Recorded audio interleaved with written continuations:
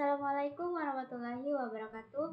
Perkenalkan, nama saya Aprianti Duhe, saya dari kelas C akan mempresentasikan materi mengenai membangun persatuan dalam keberagaman yang dinamis, fikih ikhtilaf, cinta tanah air, kearifan lokal, dan budaya radikalisme. Dimulai dari keberagaman. Keberagaman adalah bagian dari identitas bangsa Indonesia. Keberagaman adalah suatu kondisi pada kehidupan masyarakat yang di dalamnya terdapat perbedaan di segala aspek. Keberagaman bukan hanya melulu tentang perbedaan, tetapi konsep keberagaman juga menyangkut masalah penerimaan dan penghormatan. Keberagaman ada pada suku bangsa, ras, agama, budaya, dan gender. Cara menjaga persatuan keberagaman yang ada di Indonesia adalah: yang pertama, memahami dan menghargai saling ketergantungan antara manusia, budaya, dan lingkungan alam. Yang kedua, berlatih saling menghormati kualitas dan pengalaman yang berbeda dari diri sendiri. Yang ketiga, memahami bahwa keberagaman tidak hanya mencakup cara-cara menjadi, tetapi juga cara-cara mengetahui. Yang keempat, mengakui bahwa diskriminasi pribadi, budaya, dan yang dilembagakan menciptakan dan mempertahankan hak istimewa bagi sebagian orang, sekaligus menciptakan dan mempertahankan kerugian bagi orang lain. Yang kelima, membangun aliansi lintas perbedaan sehingga dapat bekerja sama untuk memberantas segala bentuk diskriminasi. Jenis-jenis perbedaan secara umum.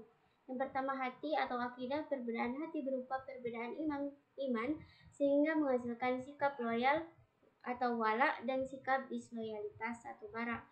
Yang kedua, sikap atau perbuatan. Masalah perbuatan kita secara praktis yang menghasilkan 4 mazhab fikih dalam lingkup Ahlus Sunnah wal Jamaah yang mencakup Hanafiyah, Malikiyah, Syafi'iyah, dan Hambaliyah. Tentu masih sangat relevan karena perbedaan mereka hanya berkisar pada sumber-sumber referensi fikih seperti Amal Ahli Madinah, Maslahah Mursalah, Syar'u Man Qablana, Saddu Zara'i, Istizhab, dan lain-lain. Yang ketiga, etika atau moral. Perbedaan di sini mencakup 3 mazhab: mazhab irfani, mazhab falsafi, dan mazhab ahlaki. Mazhab ahlaki adalah mazhab spesial Ahlus Sunnah wal Jamaah. Yang kedua, dua mazhab lainnya, terutama mazhab falsafi, sangat terkontaminasi oleh pemikiran luar.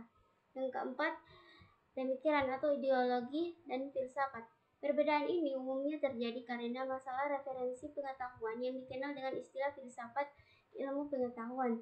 Di sini istilah epistemologi Islam, kajian hakikat ilmu, dan kegunaan ilmu ikut berperan secara komparatif dengan hal yang sama dengan apa yang ada di luar Islam. Kemudian ada ikhtilaf. Ikhtilaf bahasa adalah perbedaan dan perselisihan lawan kata dari persatuan. Adapun secara istilah, ikhtilaf bermakna perbedaan antara dua pihak yang berselisih untuk menampakkan kebenaran dan memadamkan kebatilan. Kemudian cinta tanah air, kearifan lokal, dan budaya radikalisme. Kecintaan pada tanah air dianggap sebagai bagian dari iman. Ada hadis yang menyatakan hubbul watan minal iman, yang artinya cinta tanah air adalah sebagian dari iman. Kemudian kearifan lokal. Kearifan lokal dalam Islam adalah konsep yang menggabungkan ajaran-ajaran Islam dengan tradisi dan budaya setempat. Ini merupakan bentuk adaptasi dan integrasi nilai-nilai Islam ke dalam konteks budaya lokal. Radikalisme. Radikalisme dalam Islam adalah topik yang kompleks dan sensitif. Beberapa poin penting untuk dipertimbangkan. Yang pertama, radikalisme biasanya mengacu pada interpretasi dan praktik yang sangat ketat atau ekstrem dari ajaran agama. Yang kedua, dalam konteks Islam, kelompok radikal sering menafsirkan teks-teks keagamaan secara harfiah dan kaku. Yang ketiga, beberapa faktor yang dapat berkontribusi pada radikalisme antara lain kondisi sosial, ekonomi, politik, serta pemahaman agama yang sempit. Yang keempat, mayoritas umat Islam menolak radikalisme dan ekstremisme. Banyak ulama dan cendekiawan muslim mengutuk tindakan kekerasan atas nama agama.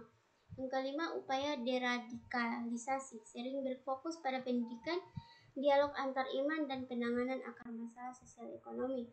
Yang keenam, penting untuk membedakan antara Islam sebagai agama dengan tindakan ekstremis segelintir orang.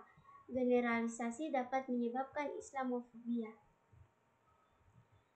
Mungkin hanya ini yang saya dapat sampaikan, kurang lebihnya mohon dimaafkan. Wassalamualaikum warahmatullahi wabarakatuh.